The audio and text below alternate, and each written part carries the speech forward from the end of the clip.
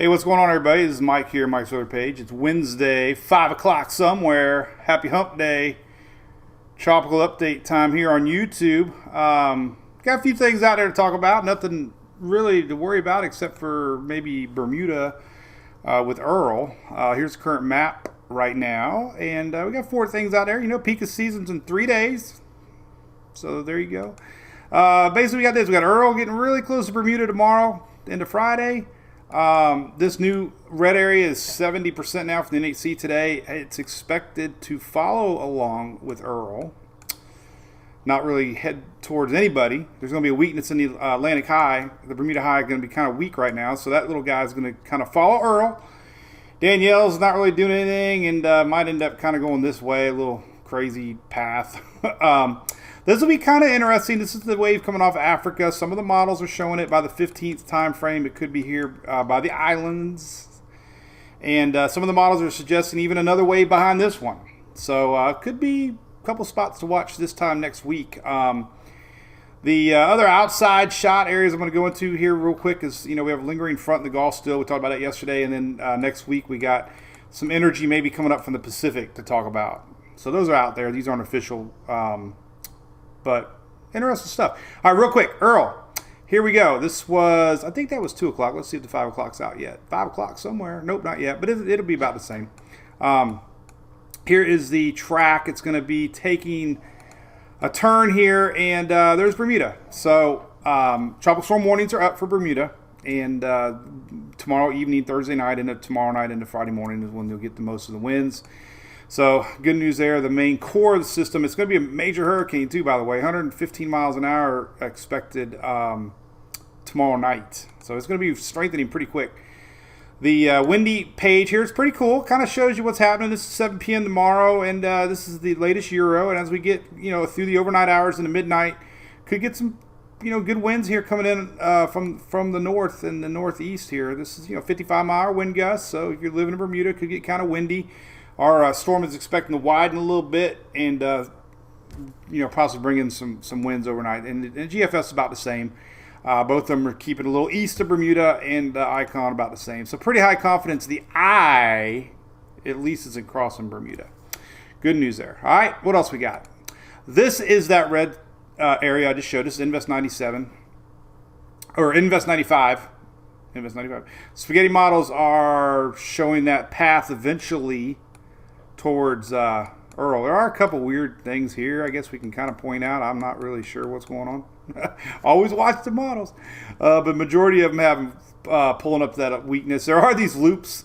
I don't think that's going to happen, but people love talking about it. Reminisce of, what was it, Gene, I think, back in the day, 2004. But more likely it's just going to get wrapped up with Earl. So that's Invest 95. That's the red area on the NSC map. No worries there.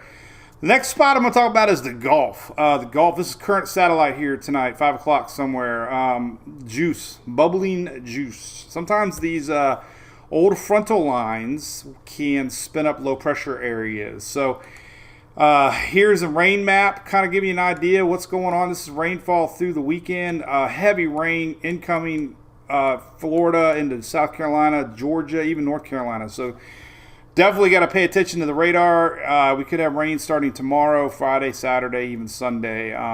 So that's that. And we also have K. I'm going to talk about K. K could bring some flooding rains to California. I'm going to talk about it here in a little bit. Some of your daily rains. All right, so here's the deal. This is the latest. So tomorrow we're going to start to see rains coming in. Pretty much the Florida Peninsula gets to feel it first. As we get into Saturday, really starts to pick up heavy rains here, the Big Bend area. Notice it reaches all the way down into Florida, you know, West Coast, Tampa Bay area. But there's that northeast kind of directional flow from a lingering front into Georgia. Could have some worrisome PWatt precipitation values even up into Carolinas. So flash flooding could be an issue on the weekend. Pay attention to that in the mountains, North Georgia, South Carolina, North Carolina. But then again, like I said, the rains, it's going to kind of come and go. Really not any, you know, time frame. It's just going to be a lot of juice out there in the Gulf right now. So it's going to be kind of hard to predict what time frame. Sunday definitely looks better than Friday and Saturday, but that's not a guarantee for everybody. Here's kind of why we look at these things. This is your storm map for Thursday, and there's a low pressure. Anytime you get low pressure in the Gulf, you got to watch it. No really models are showing it. We do have this little guy. This is a predictability map, and look, there's a little color. So I'm watching it. Keep an eye on the satellite juice, no matter what. Here's K. K's getting a little soft out here and losing some. However, we do have hurricane warning. This is Baja, California, and watch is in right there at the Mexico-U.S. line. But the rains are going to, because we're on that northeast side, the rains are going to impact up into Arizona and California to watch. And we do have estimate a lot of dry land out there. Flash flooding is definitely a real threat. So we could have some pretty heavy-duty rains here. Los Angeles, south into San Diego. We already have a flooding map up. That's a pretty good area from L.A. all the way down close to Phoenix there, Tucson. So this is the chance of flooding rains from K. Long range, real quick. So let's go to the 15th. This is kind of my time frame. Now here's the weird thing that happened today. I got to show you this. I just posted this online, but it's Tropical Tidbits, by the way, tropicaltidbits.com. Watch Earl. Little piece of energy. Earl takes off, and there's going to be a little bit left behind, and it's been showing up. Really weird. It doesn't really mean anything unless you're in Bermuda. But watch that little formation. This is the icon. The Euro's showing it. Really weird. There's Earl, right? A little piece there. There's Earl. A little piece gets left behind. Even the GFS is kind of showing it. So don't know what that means. I've never really seen that very often.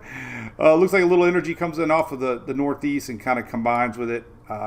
But as far as the tropics go, long range here, we're watching the African wave. Let me show you what's going on. So here's kind of what we got.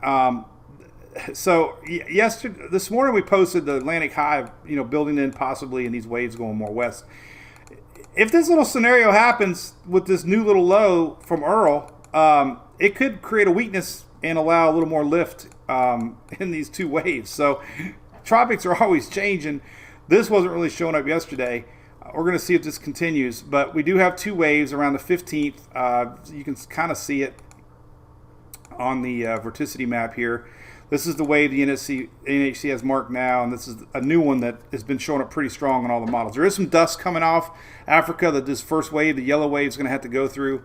But just, this little guy's going to be curious what Earl's doing here. Goodbye, Earl might not be so fast saying goodbye. Canadian model, the 15th, there's our first wave and our new wave. So we just got to keep an eye on that. Now, the ensembles, they kind of tell you what's going on. Lastly, I don't want to get too long. These are supposed to be short.